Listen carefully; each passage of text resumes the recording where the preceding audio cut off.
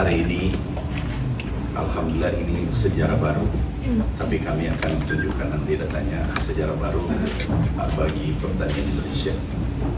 Ada dua hal yang perlu kami sampaikan agar ini jelas di publik dan seterusnya.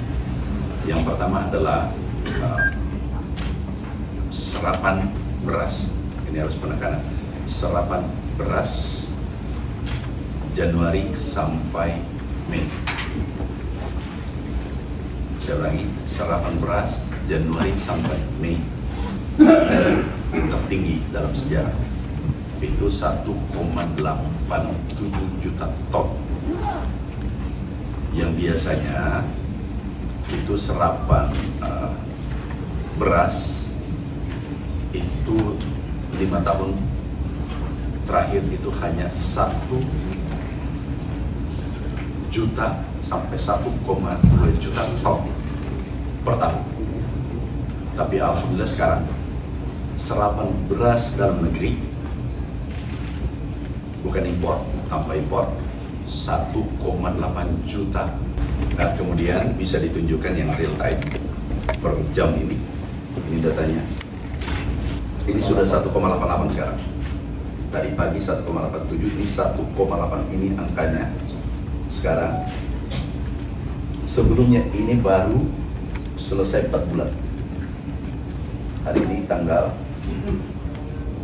hari ini tanggal 5 ya. Ini 4 bulan 5 hari mencapai ini. Sebelumnya 1,21, bahkan ada di bawah 1 juta itu setahun. Nah, ini naik lagi. Ini per jam sekarang 62%.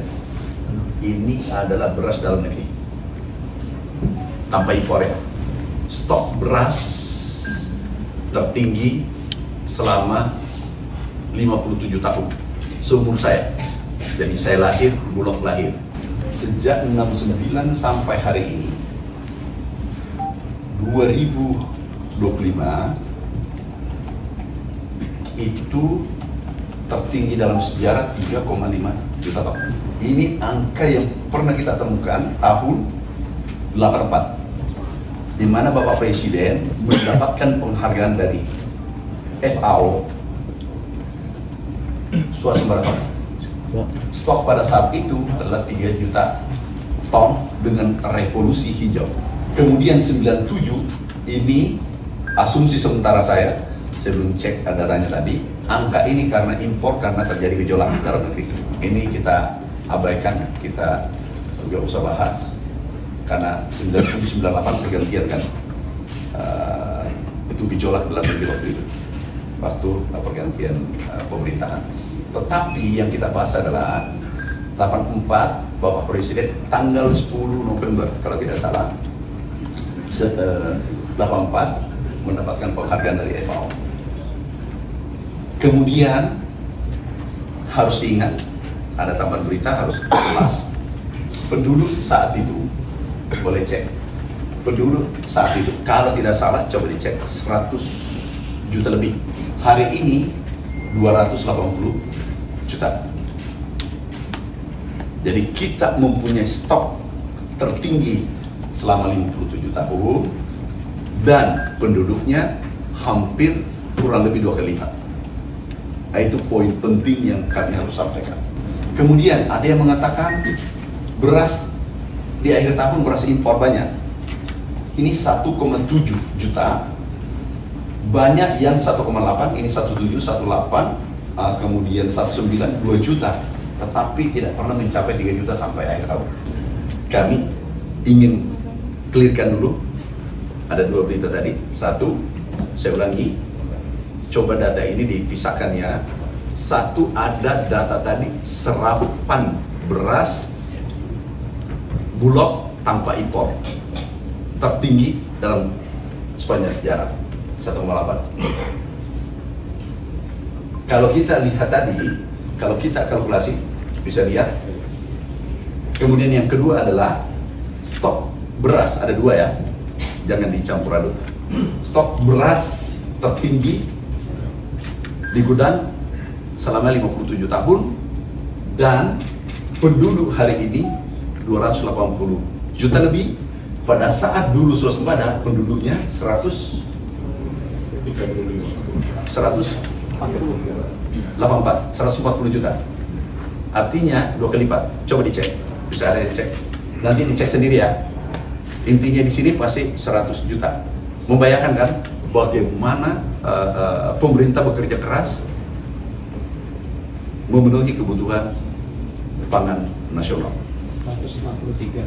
163 juta, hampir 2 kali lipat ya. Oke, kemudian kenapa saya katakan tadi, ini perhatikan terakhir ya, kenapa saya katakan tadi bahwa pengadaan Januari Mei itu tertinggi. Nih, saya ulang ya, ini 1,8, ini 1,8 dalam waktu 4 bulan 5 hari. Ini 1,2, itu 1 tahun. Ini 1 juta, itu 1 tahun. Ini 900, itu 1 tahun. Nih kita cek. Ini tertinggi 1,9. 1,9. Ini 1 tahun. Ini 4 bulan. Artinya ini nanti jauh lebih tinggi.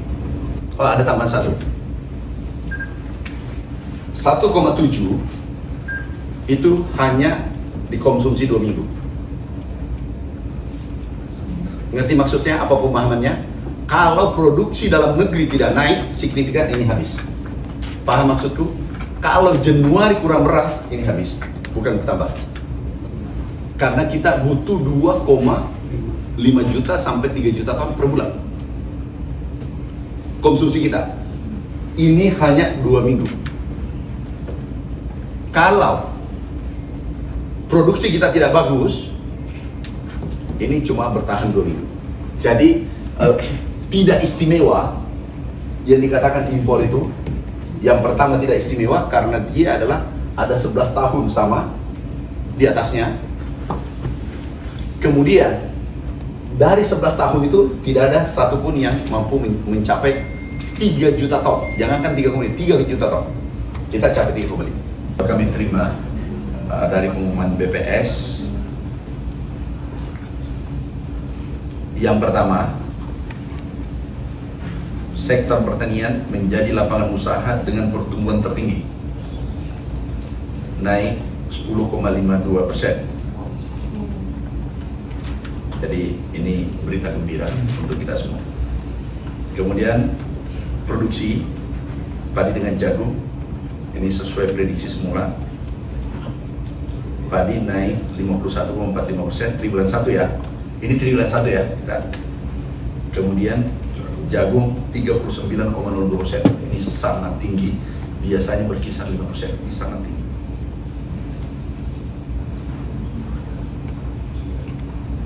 Tanaman pangan tumbuh 42%. Kami di sini bagi 4 ya, bagi 4 sektor: pangan, hortikultura, perkebunan, peternakan. Insya Allah pangan kita identik dengan beras, jagung. Ini yang paling vital. Kalau ini bermasalah, kita bisa bermasalah. Ini insya Allah mudah-mudahan ini selesai dalam waktu cepat. Kemudian tumpuan kita yang paling besar, kita terbesar tuh sawit terbesar dunia, perkebunan. Ini tumpuan negara. Oleh karena itu kita nanti ini hilirisasi, kemudian masuk ke peternakan. Kita fokus dairy dan beef di peternakan, susu dengan daging, sapi berdaging. Nah, kemudian pangan, hortik.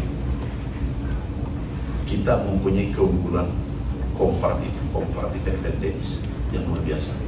12 bulan kita bisa bercocok tanam. 1 tahun dulu. Yang kedua adalah ada generasi Z, bonus demografi, dan generasi milenial. Itu 50%. Ini kekuatan kita. Kemudian lahan kita subur. sangat subur.